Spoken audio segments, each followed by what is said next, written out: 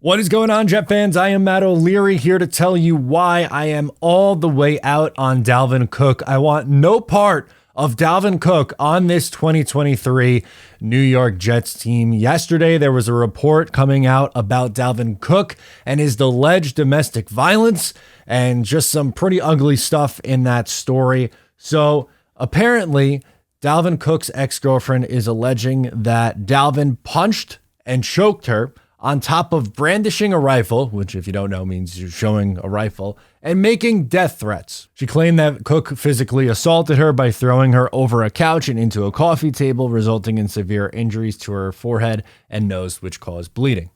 The story goes that Cook tried to pay her off, essentially. The first offer was $800,000, then reportedly it was bumped up to $1 million, but that obviously did not go through, and she is going forward with the suit. I'm sorry, I'm all set there, man. That's a really tough look, and like, just put aside that, which is hard to do, but looking at some of his underlying numbers going into or coming out of last year, there was a little bit of a red flag for me with Dalvin Cook, with some of his yards above expected, and he led the league in yards for no gain. There were a ton of fumbles and drops, and he's not great in pass protection.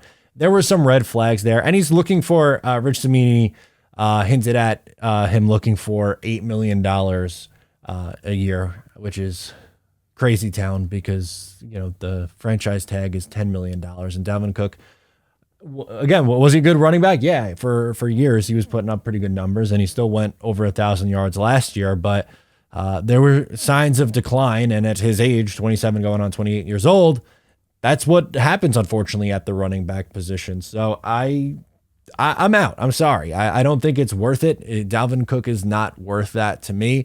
I like the Jets running back room. I think Breece Hall, Michael Carter supposedly looked very good in training camp so far. Bam Knight, Izzy Abanikanda. I am good with those three guys. I don't think you need to go out and bring him in, frankly. I just don't think it's worth it. Joe Douglas and Robert Saleh have done a really good job of building the Jets culture. Not only are they, completely overhauling this thing that the Jets have had, they're bringing in, high character guys, and they're a fun and easy team to root for.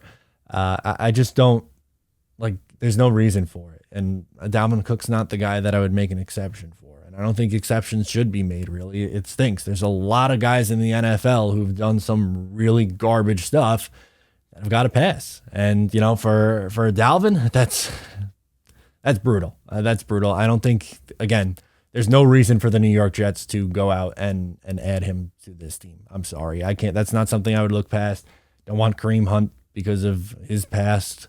If you really want a veteran, go a different direction, because I'm really all set on Dalvin Cook. Let me know your thoughts on the Dalvin Cook situation down below in the comments. Thank you for tuning in to today's video. I'll catch you next time.